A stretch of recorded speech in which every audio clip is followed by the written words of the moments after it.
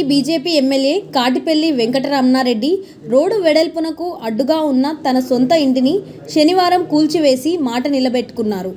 కామారెడ్డి జిల్లా కేంద్రంలోని పాత బస్టాండ్ నుండి రైల్వే గేట్ వరకు పాత మాస్టర్ ప్లాన్ ప్రకారం 80 ఫీట్ల రోడ్డు నిర్మాణం చేయాల్సి ఉంది.